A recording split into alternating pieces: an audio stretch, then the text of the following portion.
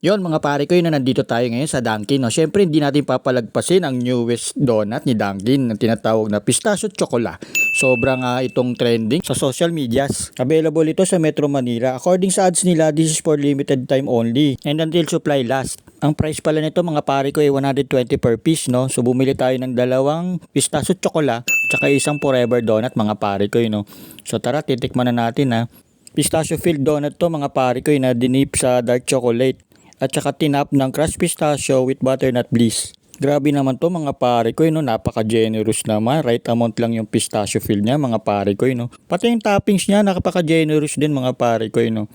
Itsura pa lang nakakatakam na mga pare ko, no? Yun nga, no? Dominant yung pistachio flavor niya mga pare ko, no? Hindi siya ganun katamis, no? Swak na swak talaga, no?